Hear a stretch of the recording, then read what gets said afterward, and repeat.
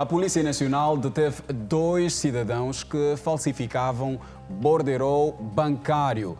A dupla atuava nas universidades, vendia os documentos aos estudantes e daí obtinha grandes lucros. Veja a seguir.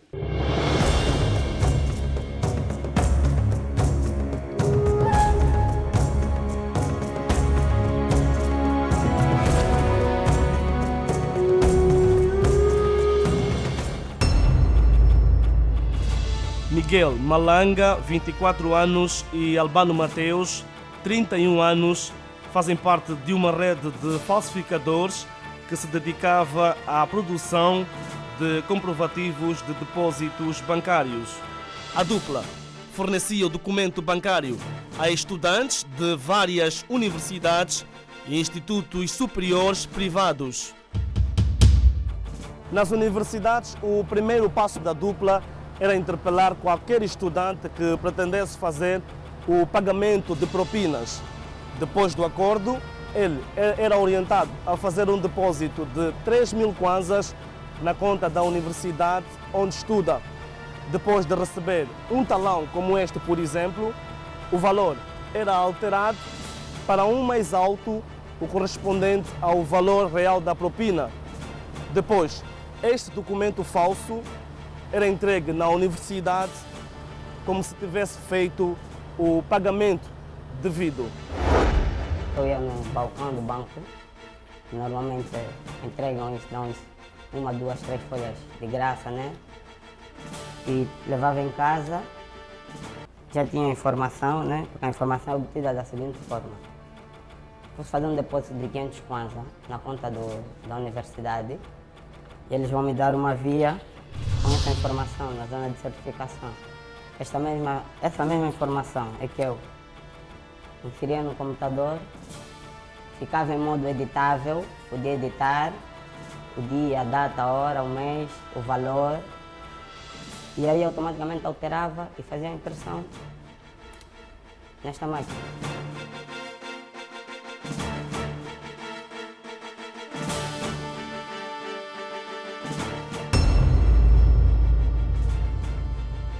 Pelo acordo, 40% do valor entrava para o bolso dos falsificadores e o restante era parte do estudante.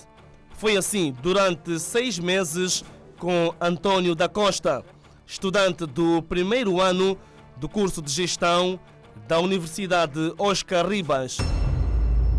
Um certo dia eu estava na universidade, na tesouraria, a fazer o pagamento da propina. E esse indivíduo veio até mim, perguntou-me se estou a fazer o pagamento da mesma. Eu disse que sim. Disse-me que tem alguém que trabalhasse no banco, que ele poderia arranjar-me os tais bordeirões para me fazer o pagamento da propina. A dupla atuava nas universidades Gregório Semedo, Metropolitana, Universidade Técnica de Angola, mas com maior incidência na Universidade Oscar Ribas. A detenção foi possível graças a uma denúncia anônima. Além de comprovativos bancários falsos, a polícia apreendeu também todo o aparato técnico usado para enganar a tesouraria das universidades. 5 estudantes chegaram a ser detidos pela Polícia Nacional, mas sob caução respondem em liberdade e aguardam pelo julgamento. Teríamos de continuar a colaborar com as universidades, que tenham mais atenção a quando dos pagamentos através dos bancos, confrontarem mesmo os bancos para a confirmação efetiva desses pagamentos e tão logo acharem alguma ou notarem alguma suspeita no pagamento deste ou daquele aluno, comunicar imediatamente os órgãos de polícia. O caso continua sob investigação.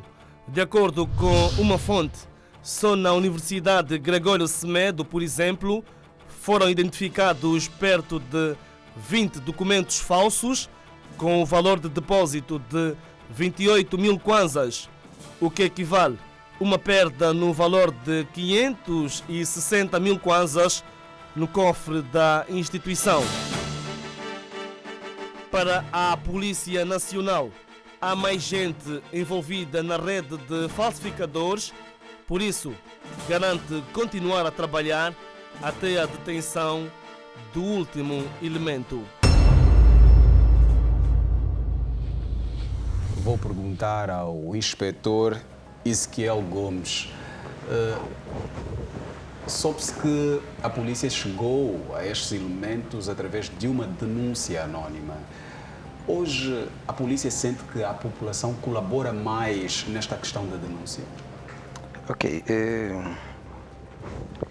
Hoje, sim, já tivemos momentos muito mais difíceis onde a população temia as represálias, né? Portanto, dos denunciados. Por conseguinte, o que se pretende agora, portanto, há um trabalho muito forte que está a ser feito por parte da polícia em transferir uma certa confiança aos lesados para que não tenham receios e quando se deparam com determinadas situações devem de facto denunciar. Este é o meio viável, é um dos meios viáveis do qual a polícia utiliza, portanto, para conseguir esclarecer determinados ilícitos. No caso concreto que vimos aqui na peça, dos dois jovens que, com auxílio de artefactos eletrónicos sofisticados, não é? Liderados por computador e toda uma família de complexos meios, conseguiam ludibriar então a vigilância das instituições universitárias. Portanto, portanto, começamos a ter aquilo que observamos aí, portanto, aquilo que podemos dizer, o germe de um crime organizado. Exatamente. Portanto, não temos outra coisa, porque é justamente alertar a população para que, de facto, denunciem esses atos. Portanto, criem danos às universidades, financeiro, portanto, e criam um círculo vicioso. Daqui a dias as universidades não ganham mais nada, porque parte do rendimento é repartida com esses indivíduos. Qual é a posição da polícia em relação a casos semelhantes? Qual é a mensagem da polícia aos infratores? A nossa mensagem é aquela que tem sido transmitida pelo Comando-Geral. O crime não compensa, é sabido. Observamos agora que os jovens vêm a fazer isso há algum tempo, Exato. tiveram esses rendimentos, mas agora se confrontam com as barras da justiça. Exato. Portanto, dos rendimentos não terão benefício nenhum. Se calhar, nem quase fizeram nada de vulto. Muito obrigado, inspetor Ezequiel Gomes, pelos seus subsídios. De resto, a polícia atenta ao crime organizado. Vou perguntar ao doutor Bilingo. Estamos diante de uma situação de um crime grave, ou nem por isso? Gravíssimo, claro. É um crime gravíssimo. Estamos diante de um crime de falsificação de documentos que fazem prova plena. É um crime que vem consagrado, né, no Código Penal e é regulado nos termos do artigo 216 do diploma legal citado. Segundo o artigo mencionado, será condenado à prisão maior de 2 a 8 anos, né, quem fabricar, entre outros documentos, desobrigações em qualquer título que pela lei possa ter a mesma fé que as escrituras públicas. Convém ressaltar aqui uma situação. Um bordereau não é um título de crédito, não é um cheque, não é uma moeda, nem é uma obrigação, mas é uma desobrigação, tal qual vem consagrada no artigo 216 do Código Penal. Portanto, os dois sujeitos visados... os estudantes envolvidos nisso também. Tanto os estudantes envolvidos como os sujeitos visados expõem-se a uma pena de 2, arriscam-se a cumprir uma pena de 2 a 8 anos, devidamente ouvidos e apurados os fatos.